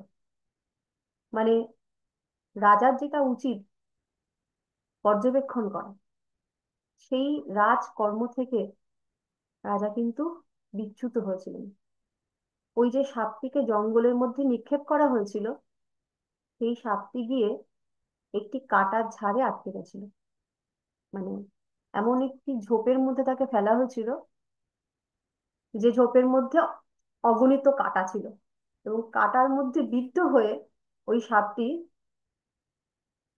মৃত্যু পর্যন্ত যন্ত্রণা ভোগ করেছে। এবং সেই মৃত্যুটা কিন্তু খুব একটা যে সহজ মৃত্যু বা খুব সংক্ষেপে স্বল্প সময়ের মৃত্যু ছিল তা কিন্তু নয়। এই যে অন্যায়টা, এই যে পাপটা তিনি করেছিলেন রাজা, সেই পাপের ফলস্বরূপ 105তম পরবর্তী জন্মে তাকেও কিন্তু সেই মৃত্যু, যন্ত্রণার মৃত্যু বরণ করতে হয়েছিল। সুতরাং কর্মফল এতটাই জটিল, এতটাই স্ট্রং। আমরা প্রত্যেকেই প্রশ্ন করি, আমি কেন? আমাদের প্রত্যেকের যে ব্যক্তিগত জীবনে এই প্রশ্নটা থাকে যে আমি কোনো ছোট থেকে এই পর্যন্ত একটা পিঁপড়ে পর্যন্ত মারিনি, কাউকে কষ্ট দেই না, কাউকে খারাপ কথা বলি না, নিজের থেকে সমস্ত কষ্ট গ্রহণ করি, কিন্তু অন্যকে কখনো কষ্ট দেই না। তারপরেও আমার জীবনে এত কষ্ট কেন? এই প্রশ্নটা আমাদের প্রায় প্রত্যেকেরই আছে। আমার আছে, আপনার আছে, আমাদের প্রত্যেকেরই আছে। আমরা যখন কষ্ট ভোগ করি তখন তখন মনে হয় যে এই বিশ্ব জগতে, এই মানে জগৎ সংসারে সব থেকে নিপীড়িত, সব থেকে কষ্ট, সব থেকে যন্ত্রণার মানুষটা আমি। আমার সঙ্গে ঈশ্বর অন্যায় করে চলেছেন। এই প্রাপ্তিটা তো আমার হওয়ার কথা ছিল না, এই যন্ত্রণাটা তো আমার পাওয়ার কথা ছিল না, কারণ আমি তো সেরকম কোনো কর্মই করিনি। কিন্তু কর্ম, ভাগ্য, এগুলো শুধুমাত্র এই জন্মের বিষয়বস্তু নয়, এগুলো জন্ম জন্মান্তরে আমরা বয়ে নিয়ে বেড়াচ্ছি। সুতরাং আমাদের উচিত সেই কর্মর বিষয়ে যত্নবান হওয়া। যখন আপনারা ভাব পড়বেন পরবর্তীকালে, ভাবের মধ্যে ষষ্ঠ ভাব, আমার মতে, আমি পড়াশুনো করে যখন আমি বিচার বিশ্লেষণ করি, আমার মতে ষষ্ঠ ভাব এই জন্মের জন্য ভীষণ গুরুত্বপূর্ণ একটা ভাব। এই ষষ্ঠ ভাবের মধ্যে রোগ শোক জরা ব্যাধি বিচার করা হয় এই ভাব থেকে। সাথে এই ভাবে আরো একটি বিচার্য আছে, সেটি হচ্ছে ষড়ঋতু। আপনারা সকলেই জানেন ষড়ঋতুর কথা। ছখানা ঋতু: কাম, ক্রোধ, লোভ, মায়া, মদ, মাৎসর্য। এই ছখানা ঋতুর বিচার হয় ষষ্ঠ ভাব থেকে। আমাদের ইহ জগতে, মানে এই যে জন্ম আমরা পেয়েছি, এর মধ্যে সব থেকে ক্ষতিশীল, মানে সব থেকে খতরনাক দুটো রিপু, যেখান থেকে আমাদের জীবনে পাপের সৃষ্টি হয়, সেই দুটো রিপু হচ্ছে লোভ এবং ক্রোধ। শাস্ত্রে ষড়ঋপুকে নিয়ন্ত্রণের কথা বলা হয়েছে। ত্যাগ করার ক্ষমতা আমাদের কারোরই নেই, অন্তত কলিযুগে নেই, কিন্তু নিয়ন্ত্রণ করার কথা বলা হয়েছে। যখনই মানুষের মধ্যে লোভ তৈরি হয়, সেটা প্রকট আকারে হোক কিংবা প্রচ্ছন্ন আকারে হোক, যাবতীয় পাপের সৃষ্টি হয় এই লোভ থেকে। লোভ যখন মানুষের অন্তরে তৈরি হয়, সেটা প্রাপ্তির দুখানা পথ থাকে। একটি সঠিক উপায়, আর একটি অনৈতিক উপায়। তো সঠিক উপায় যখন মানুষ তার ওই লোভের বস্তুটিকে ভোগ করার মাধ্যম খুঁজে পায় না, তখন তাকে কিন্তু অনৈতিক হতে হয় হয় মানুষ। এবং সেখান থেকেই কিন্তু পাপের তৈরি হয়। খুব মানে মজাদার। যখন আমরা ভাব পড়বো তখন দেখবো যে কিভাবে ষষ্ঠ ভাবের সঙ্গে প্রত্যেকটা ভাব কানেক্ট হয়ে যায়। মানে যখনই আপনার কোনো কিছুর প্রতি লোভ তৈরি হচ্ছে, খুব ভালো ভাষায় বলি যদি, প্রাপ্তির ইচ্ছা হচ্ছে, এবং সেখানে বাধা তৈরি হচ্ছে, প্রাপ্তি হচ্ছে না, স্বভাবতই লোভের পরে তখন তৈরি হয়ে যাবে ক্রোধ, রাগ। আমি কেন পাবো না? মাৎসর্য কথার অর্থ হচ্ছে ঈর্ষা। অর্থাৎ ওর আছে, আমার নেই, কেন থাকবে না? আমাকেও আমার মধ্যেও থাকতে হবে, আমি যেটা চাইছি আমি সেটা পাবো, কেন পাবো না? এই লোভ, লোভের সঙ্গে ক্রোধ, ক্রোধের সঙ্গে ঈর্ষা, তারপরে যদি কেউ সত্যি সত্যি সেটা পেয়ে যায়, মদ, মানে হচ্ছে মত্ত হয়ে থাকা। আমরা এই যে মোবাইলের ব্যবহার যদি দেখি, প্রত্যেকটা মানুষ দেখুন পুরো মানে মদ যে কথাটা, মত্ত হয়ে রয়েছে কিন্তু ওই মোবাইলের প্রতি। কি লেভেলের মানে অ্যাটেকশন, কি বলবো, মানে অ্যাট্রাকশন মোবাইলের প্রতি প্রত্যেকটা মানুষ। আমরা মোবাইলে ঘাড় গুঁজে সারা দিন কাটিয়ে দিচ্ছি এই যে মত্ত হয়ে থাকা একটা সাবজেক্টের প্রতি। এইটাকে মদ বলে। তো এই ষড়রিপু, ষড়রিপু যদি আমরা সঠিকভাবে নিয়ন্ত্রণ করতে পারি, তাহলে কিন্তু এই কর্মের যে মায়াজাল বা যে ক্রমাগত জাল, সেখান থেকে খানিকটা হলেও মুক্তি হয়। আমাদের আহ, আজকের যে ক্লাসটা, এটা সত্যি যেহেতু আলোচনা ভিত্তিক ক্লাস, এখনো পর্যন্ত আমরা হিসাব নিকাশ গণিতে প্রবেশ করিনি, সেটা নেক্সট দিন থেকে শুরু করব। তো আজকে আমাদের এইগুলো একটু জেনে নিতে হবে। আমরা চাইবো প্রত্যেকজন আমরা এখানে যারা আছি তারা ভবিষ্যতে একজন সঠিক জ্যোতিষ হিসাবে আপনারা নিজেদেরকে প্রতিষ্ঠা করেন। জ্যোতিষী জ্ঞানের সঙ্গে সঙ্গে, মানে জ্যোতিষ হওয়ার আর একটা শর্ত হচ্ছে একজন ভালো মানুষ হওয়া। যখন আমার সামনে একজন ব্যক্তিত্ব আসবেন, যখন দেখতে পাচ্ছি মানুষটা ভীষণ পীড়াগ্রস্ত, লোভ জিনিসটা কিন্তু মাথার মধ্যে নক নক করবে। মানে যখন আপনি একজন পেশাগত জ্যোতিষ, আমি সেই দিনটার কথা বলছি, একজন মানুষ আপনার সামনে এলো, এটা না ভীষণ মানে এখনকার সময়ের ভীষণ একটা প্রচলিত জায়গা, যেটা আমি আপনাকে বলতে চলেছি। এটা খুব সত্য একটা কথা যেটা হচ্ছে এখন, যে একজন মানুষ খুব পীড়াগ্রস্ত হয়ে আমার কাছে এসেছে। আমি তার চার্ট খুললাম, খুলে দেখলাম যে এই তার একটা নির্দিষ্ট সমস্যার জন্য সে এই এই বর্তমান পীড়ার মধ্যে রয়েছে। এখানে আমাকে লোভ বলবে যে তাকে এক্ষুনি একটা দামি স্টোন সেল করিয়ে দাও। নীতি বলবে যে না, এই স্টোন সেল করার সঙ্গে সঙ্গে আরো কিছু রেমিডিয়াল পার্ট আমরা পড়বো, যেগুলো দিয়েও কিন্তু ওই মানুষটাকে ওখান থেকে বার করে নিয়ে আসা যায়। সেটা করব কি করব না, সেটা পুরোটাই নির্ভর করছে আপনার উপরে। আপনি একজন খুব ভালো ব্যবসায়ী জ্যোতিষী হতেই পারেন, একজন খুব ভালো ব্যবসায়ী জ্যোতিষ, কিন্তু এই যে জ্যোতিষী করতে গিয়ে আমরাও তো প্রতিদিন কোনো না কোনো কর্মের ভাগীদার হয়ে যাচ্ছি। অন্যায় ভাবে যদি আমি, না অন্যায় কথাটা বলবো না, লোভের বশীভূত হয়ে গিয়ে আমি যদি উল্টো দিকের মানুষটার, মানে এই যে ঈশ্বর আমাকে আপনাকে একজন জ্যোতিষী হিসাবে নির্বাচন করেছেন, পরিষেবা তো জ্যোতিষ পরিষেবা ছিল।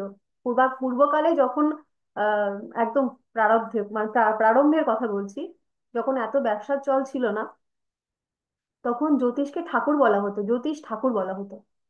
যে বাড়িতে যদি কখনো কোনো জ্যোতিষী আসতেন, তাদেরকে ঠাকুর বলে মানে অভিবাদন করা হতো। ঠাকুর তো আমরা ঈশ্বরের সমগোত্রী ওদেরকে বলি।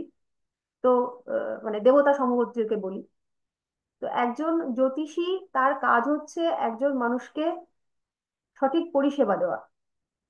ব্যবসা করবেন, আমাদেরও মানে এটা যেহেতু আমাদেরও একটা জীবিকা, অবশ্যই সেটা করতে হবে। কিন্তু যেহেতু আমরা ভাগ্য কর্ম নিয়ে আজ পড়ছি, মাথায় কিন্তু অবশ্যই সেই বিষয়টাও সারা জীবনের জন্য রাখতে হবে, যে ষড়রিপুকে কিন্তু নিয়ন্ত্রণ করে, ষড়রিপুর অন্তর্গত হয়ে আমি একজন খুব হতদরিদ্র মানুষকে একটা ডায়মন্ড সেল করে দিলাম, সে হয়তো 2 বিঘে জমির 1 বিঘে বন্ধক দিয়ে এসে করলো, প্রয়োজন নেই। আরো অনেক রকম পথ আছে। এই এই অনৈতিক ভাবে ব্যবসা, প্রচুর জ্যোতিষ আছে। আপনারা ভবিষ্যতেও দেখবেন, যখন জ্যোতিষ জগতের সঙ্গে আপনাদের অনেকের ধীরে ধীরে পরিচয় হবে, তখন দেখতে পারবেন এই ধরনের নমুনা আপনারা দেখতে পারবেন। কিন্তু এগুলোর প্রয়োজন নেই। কর্ম কাউকে কাউকে ছাড়েনি। যারা ভগবান অবতার হিসাবে জন্মগ্রহণ করেছেন, তাদেরও ছাড়েনি, আমাদেরও ছাড়বে না, এটাই খুব সাহস মানে সত্য কথা। এবং সেইটাকে কিন্তু আমাদেরকে মাথায় রেখে চলতে হবে, যে কিভাবে আমরা জ্যোতিষের বিচারের সঙ্গে সঙ্গে কর্ম, ষড়রিপু এবং আমাদের ভাগ্যকে নিয়ন্ত্রণ করব। তো যেভাবে বলছিলাম যে ক্রিয়মান ভাগ্য, ক্রিয়মান কর্ম ভাগ্যকে পরিবর্তন করতে পারে। সেই ক্রিয়মান ভাগ্য কর্ম কিভাবে ভাগ্যকে পরিবর্তন করবে? স্থির ভাগ্যের পর কিছু কিছু কর্ম আমাদের জন্ম চার্টে আমরা সেটা দেখতে পাবো। প্রত্যেকটি জন্ম চার্ট যখন আমরা পর্যালোচনা করব, তখন ওই যে 4টি 5টা দিক আমি বলেছিলাম, যেগুলো স্থির, যেগুলোর পরিবর্তন সম্ভব নয়, সেগুলোর পরে গিয়ে বাকি যে দিকগুলো থাকে, সেইগুলো আহ নির্ধারিত হয় ব্যক্তির দশা অন্তর্দশা এবং সেই সময়কার পুরুষাকারের উপর। পুরুষাকার এবং অদৃষ্টবাদ, এই দুটো হচ্ছে ভিন্ন দিকের দুটো দিক। অদৃষ্টবাদীরা বলেন যে যা কিছু জগতে হচ্ছে, সকলই হচ্ছে মানে সবকিছুই হচ্ছে পূর্ব নির্ধারিত। এখানে আর কারোর কিছু হাতে মানে হাত দেওয়ার জায়গা নেই। অর্থাৎ এই যে আমি আপনি এখন ক্লাস করছি, আপনি ও পারে আমি এ পারে, এই যে 1 ঘন্টা 1.5 ঘন্টা আমরা আলোচনার মধ্যে রয়েছি, জ্যোতিষ আলোচনার মধ্যে, অদৃষ্টবাদের মতে এটিও হচ্ছে পূর্ব নির্ধারিত। মানে আপনার ভাগ্যে এটা ছিল যে আপনি এই সময় জ্যোতিষ আলোচনা করবেন, এই এখন জ্যোতিষ আলোচনা করছেন, এবং এইখান থেকে আপনি একটা, যদি কোনো শিক্ষা আমি দিতে পারি বা আপনারা যদি নিতে পারেন, সেইখান থেকে আপনার একটা ভাগ্য তৈরি হচ্ছে, যে আপনি একজন ভবিষ্যৎ জ্যোতিষ তৈরি হবেন। এই যে সময়কালটা, অদৃষ্টবাদরা বলেন যে এটাও হচ্ছে পূর্ব নির্ধারিত, যে আপনি এখানে বসে এই ক্লাসটা করবেন, এটা আপনার ভাগ্যে লিখিত আছে। আপনার ক্ষমতা নেই এখান থেকে সরে গিয়ে গেম খেলার, বা এখান থেকে সরিয়ে গিয়ে এই সময়টায় সিরিয়াল দেখে সময় নষ্ট করার। এটা আপনার ভাগ্যে লিখিত, যে আপনি এই সময় বসে বসে আমার সঙ্গে জ্যোতিষ আলোচনা করবেন।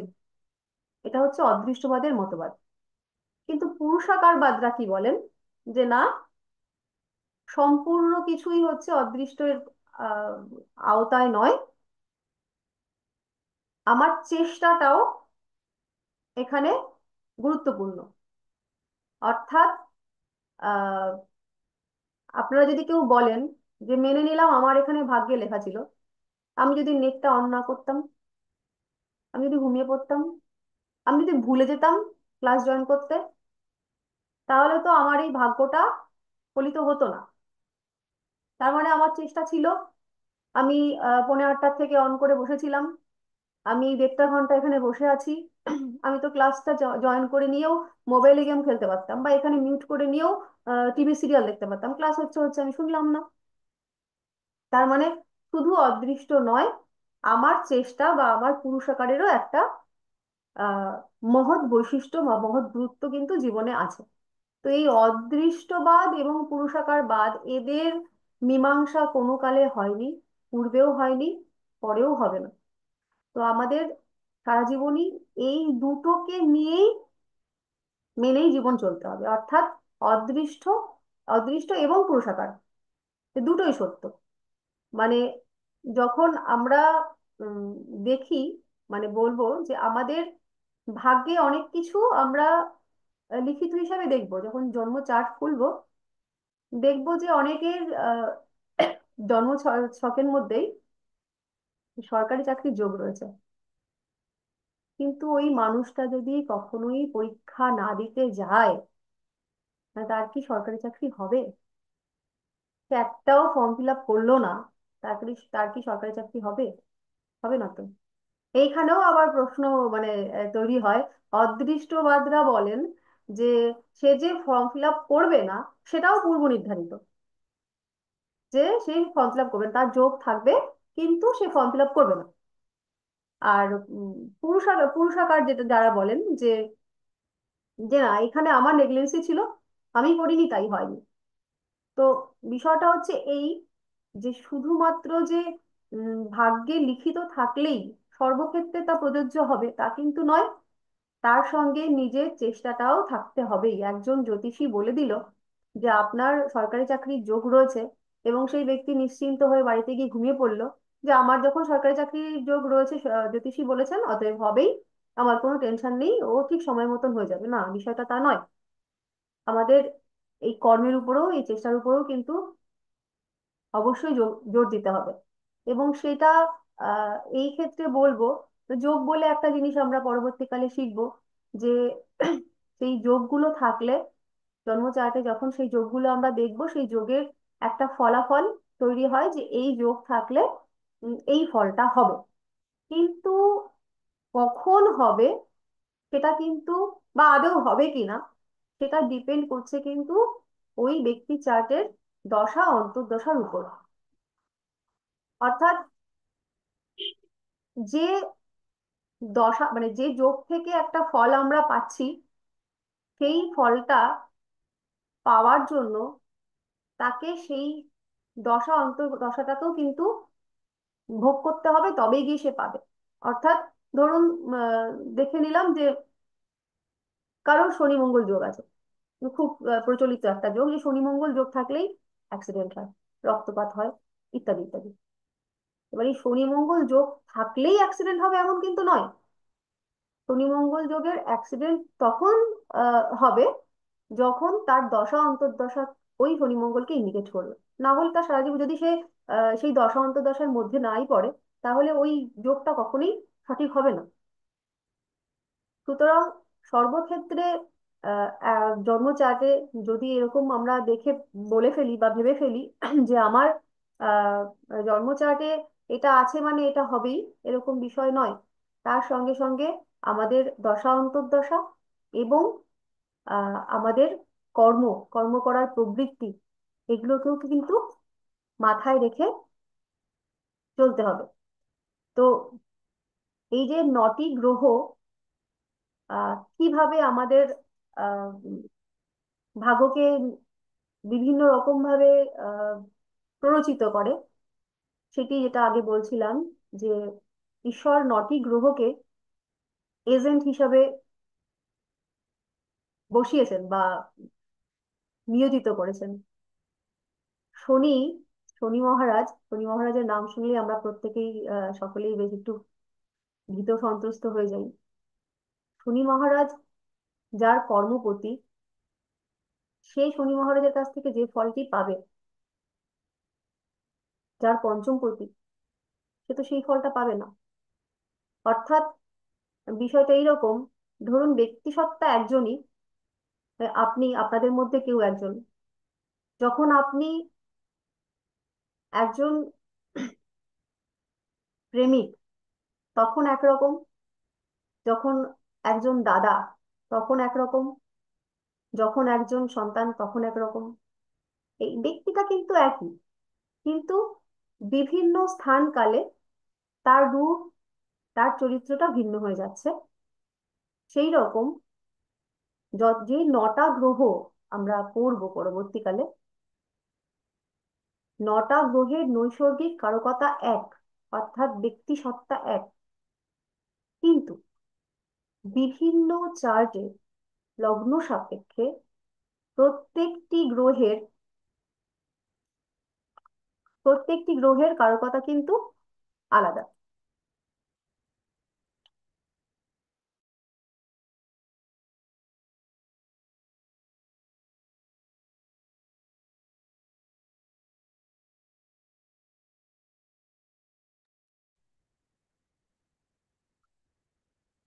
সরি, প্রত্যেকটি গ্রহের কিন্তু কারকতা, মানে কারকতা এক থাকা সত্ত্বেও প্রত্যেকটি গ্রহের কিন্তু লগ্ন সাপেক্ষে তার যে ফল দেওয়া এবং ফল দেওয়ার ক্ষমতা ভিন্ন।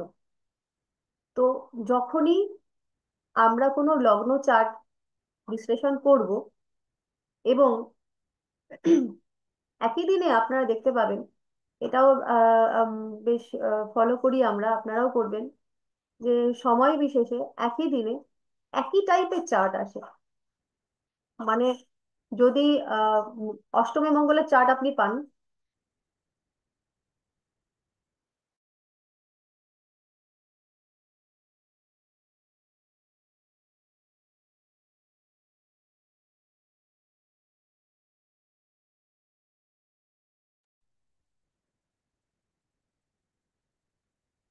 অষ্টমী মঙ্গলের চার্ট যদি আপনি পান, সেটা সেদিন দেখা যায় যে পরপর পরপর চার্টগুলো এরকম অষ্টমী মঙ্গল আসছে, এরকম হয়। তো 8টা অষ্টমী মঙ্গল আপনি পেলেন, একদিন একটা চার্ট করছেন, ধরুন আপনার সেদিনকে 4জন ক্লায়েন্ট এলো, এবং 4জন ক্লায়েন্টেরই আপনি অষ্টমী মঙ্গল পেলেন। 4জন ক্লায়েন্টের অষ্টমী মঙ্গলে কি একই ফল দেবে? অষ্টমী মঙ্গলের কিছু নৈসর্গিক থাকে ব্যাখ্যা, যেগুলো আম, এখান দিয়ে যা তো অবস্থা।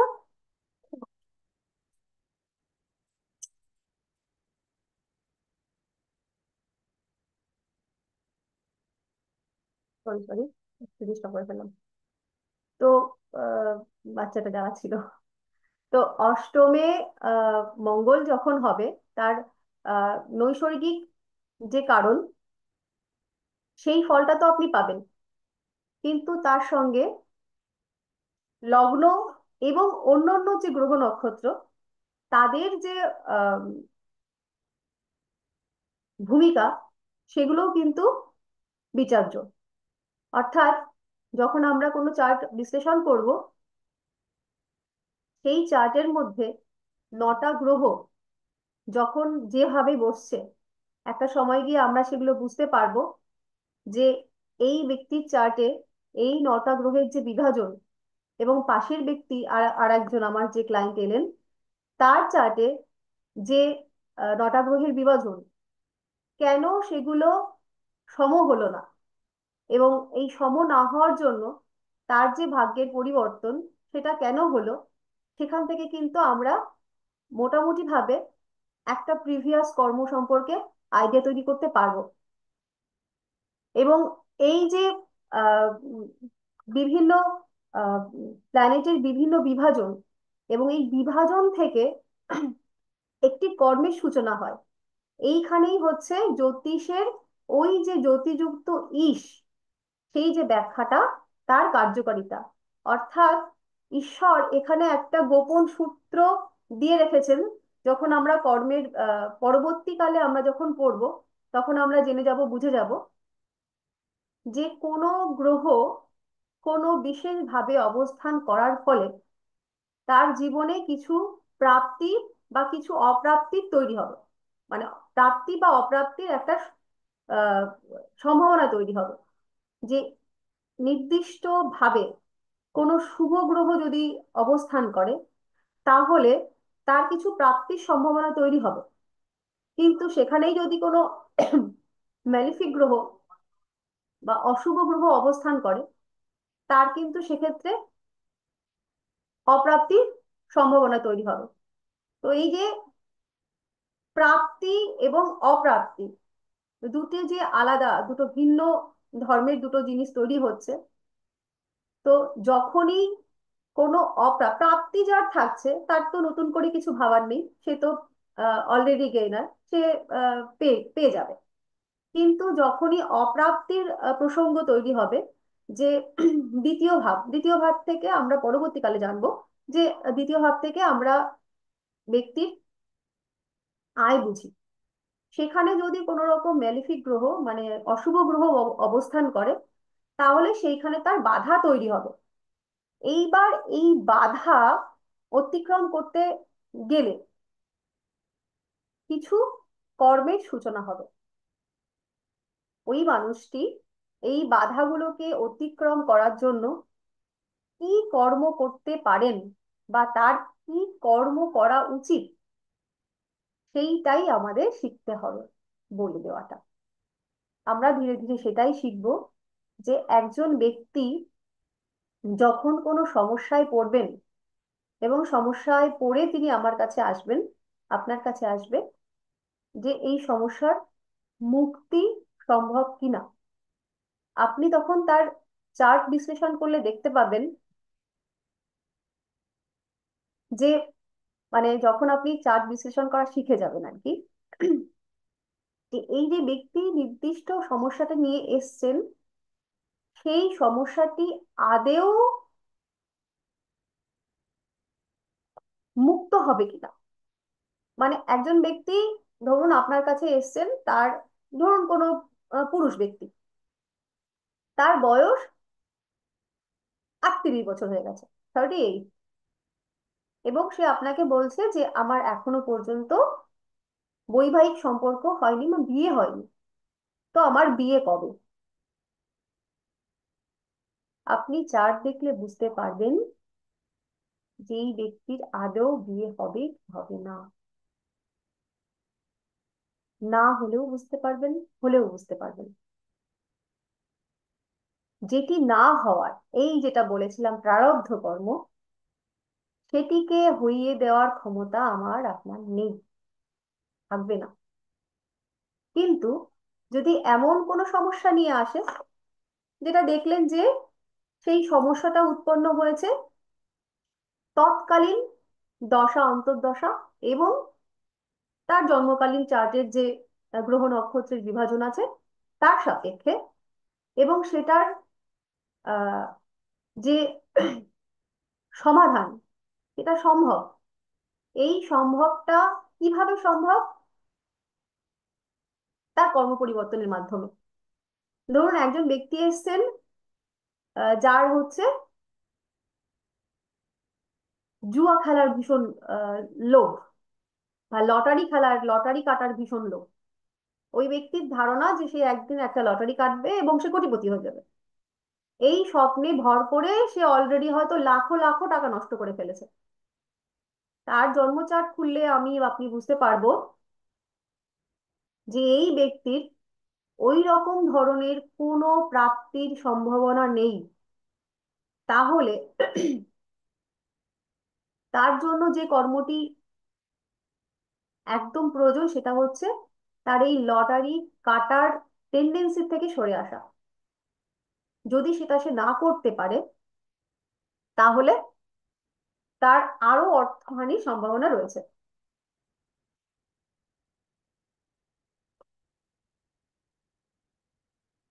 যদি সম্ভব থাকে যে না এই ব্যক্তির ওই রকম লটারি প্রাপ্তির সম্ভাবনা আছে, তো সেটা কখন আছে সেটাও আপনি বুঝতে পারবেন, কোন দশা অন্তর্দশা সেটাকে ইন্ডিকেট করছে সেটাও আপনি বলে দিতে পারবেন বা বলবেন যে এখন নয় তখন করো। তার মানে এই যে সঠিক পথ দর্শন, সেটি হচ্ছে আমাদের জ্যোতিষীদের কাজ হবে। এমন নয় যে আহ, আমি লটারি কাটছি, আমি কোটিপতি হতে পারছি না, তাহলে আমাকে একটা কবজ ধরিয়ে দিন বা আমাকে একটা স্টোন পরিয়ে দিন, আমি কোটিপতি হয়ে যাই। এটা আমাদের কর্ম নয়। আমাদের কর্ম হবে তাকে সঠিক পথটা দেখিয়ে দেওয়া, তার চার্টের মাধ্যমে তার যে সঠিক কর্মটা করা উচিত সেই পথটিকে দেখিয়ে দেওয়া। সেইটা কিভাবে সম্ভব হবে? একদিনে সম্ভব তো নয়। সেটা আমরা পড়তে পড়তে জানবো, শিখতে শিখতে শিখবো, এবং একদিন অবশ্যই আমরা সবাই মোটামুটি ভাবে একজনকে, যদি সেটা ভীষণ মানে বিষম কোনো জটিল বস্তু না হয়ে থাকে, মোটামুটি ভাবে আমরা একদিন একজন মানুষকে সঠিক পথ দেখানোর জন্য উপযুক্ত হয়ে উঠবো, এবং সেটা পারবো। আমরা প্রত্যেকেই পারবো।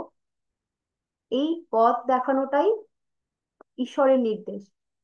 এই যে জ্যোতিযুক্ত ঈশ, ঈশের যে জ্যোতি, শাস্ত্রের মধ্যে তো আলাদা রকম ভাবে কোনো জ্যোতি নেই, জ্যোতিটা আছে নিহিত অর্থে। অর্থাৎ ঈশ্বর ওই চার্টের বিশ্লেষণের মাধ্যমে এটা বোঝাতে চেয়েছেন, যে বোঝার অধিকারটা আমাদেরকে দিচ্ছেন যে তোমরাও বোঝো, যে এই ব্যক্তির জন্মচার্টে এই যে বিভিন্ন নাক্ষত্রিক এবং গ্রহের যে বিন্যাস, সেটা তার অতীত জন্মগুলোর দ্বারা অর্জিত কর্মের ফলের ফল, যেটা সে এই জন্মে ভোগ করছে। ভোগ তো তাকে করতেই হবে, কিন্তু এই ভোগের থেকে সে যাতে তার মানে যেটা ক্রিয়মান কর্ম, সেই ক্রিয়মান কর্মের পরিবর্তনের মাধ্যমে সে তার আরেকটি ভাগ্য, যেটা অদৃঢ় ভাগ্য তৈরি করতে পারে, সেই কাজটাই হচ্ছে জ্যোতিষীদের মূল কাজ। একজন ব্যক্তির এই জন্মের ক্রিয়মান পথ, মানে ক্রিয়মান কর্মটির পথ পরিদর্শন করানো।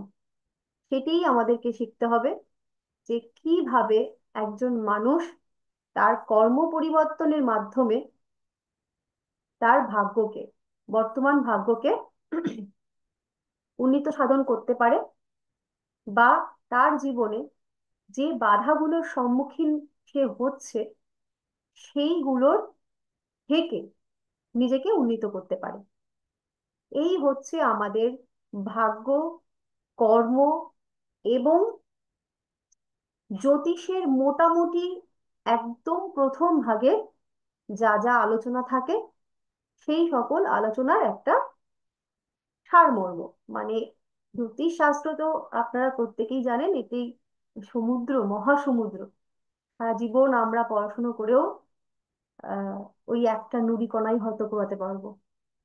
কিন্তু তবুও আমাদের এই শাস্ত্রের প্রতি ভালোবাসা, বা এই শাস্ত্রটিকে, ওই যে বললাম ঈশ্বর আমাদের এই দেহস্থ আত্মাকে নির্বাচন করেছেন, আমরা হয়তো, হয়তো নয়, আমরা নিশ্চয়ই সেই রকম কোনো কর্ম করেছিলাম কখনো কোনো জন্মে, যে কারণে আমরা নির্বাচিত এবং এই শাস্ত্রটিকে আমরা পড়ার অধিকার পেয়েছি। তো সেই শাস্ত্রের মোটামুটি একটা জিস্ট আমি আপনাদেরকে আজকে বোঝালাম বা বোঝানোর চেষ্টা করলাম। আশা করি মোটামুটি ভাবে আপনাদের আহ, বিষয়টা নিয়ে মোটামুটি হৃদয়ঙ্গম হয়েছে, বা আপনারা মোটামুটি সেটা বুঝতে পেরেছেন। তো এই যে এইটুকুনি নিয়ে আমরা শিখলাম, কি কি শিখলাম আরেকবার আমি উম, বলি। ইতিহাসটা তো চলে গেল, ইতিহাসটা নিয়ে আমাদের আর তেমন কোনো মাথা ব্যথা নেই, এটা আপনারা পরবর্তীকালে নিজেরাও একটু ঘেঁটে ঘুটে পড়বেন। কিন্তু মূল যে বিষয়বস্তুটা আজকের জন্য একদম, আজকে বলে নয়, যতদিন আমরা জ্যোতিষ চর্চা করব, সারা জীবন যে জিনিসগুলো আমাদেরকে মনে রাখতে হবে সেটা হচ্ছে ভাগ্য কাকে বলে, সঠিকভাবে ব্যাখ্যা। ভাগ্য কয় প্রকার, ভাগ্য পরিবর্তনশীল কিনা, পরিবর্তন যদি করা যায় কতটুকু করা যাবে এবং কোন কোন জায়গায় করা যাবে, কর্মের বিভাজন, এবং কর্ম কত প্রকার, কি কি, এগুলো আজকে আমরা শিখলাম। তো যারা যারা আমরা ক্লাসে আছি তাদের কি এগুলো বুঝতে বা আহ, এগুলো নিয়ে আর কোনো রকম কোনো প্রশ্ন আছে? তাহলে একটু আমাকে জানান।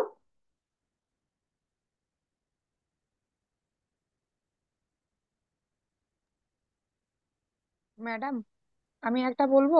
হ্যাঁ হ্যাঁ, নিশ্চয়ই বলবেন। হ্যাঁ, হ্যাঁ ম্যাডাম, আমি বলছি আজকে যেটা রেকর্ডিং সেটা আমি পেয়ে যাব তো? হ্যাঁ, কারণ সেটা আপনি, পেয়ে যাবেন। সেটা তো হ্যাঁ অবশ্যই কারণ পেয়ে আপনি যেগুলো বললেন সবগুলো তো একসঙ্গে মাথায় রাখতে পারবো না। মানে মাঝে মাঝে যদি ওটা রেকর্ডিংটা একটুখানি শুনে নিই যাবেন। তবে হ্যাঁ, মানে মনে সেটাই থাকবে।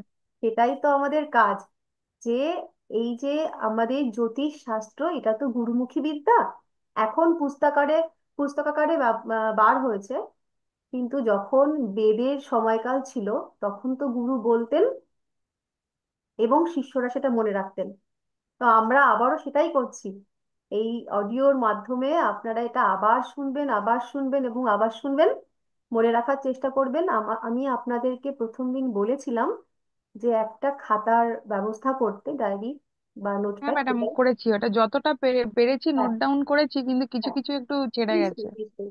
সব আপনারা এখন করতে পারবেন না, এটা আপনারা এই রেকর্ডেড ভিডিওটার গ্রুপে পেয়ে যাবেন। সেখান থেকে আপনারা অবশ্যই বারবার করে শুনবেন।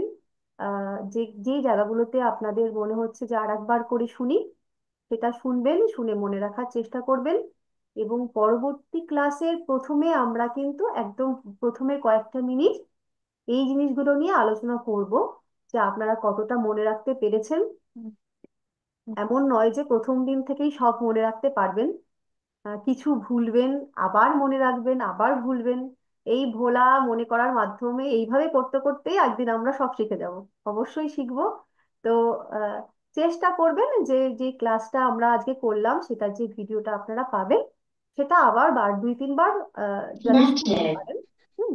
শুনে নিয়ে সেটার যেগুলো নোট ডাউন করার, যেগুলো জিস্ট, সেগুলো মোটামুটি একটা আলাদা আলাদা ভাবে, যেমন ভাগ্য কয় প্রকার এটা লিখবেন, যেমন কর্ম কয় প্রকার সেই বিভাজন গুলো, সেগুলো আলাদা আলাদা করে করে লিখে সেগুলো একটু মনে রাখার চেষ্টা করবেন।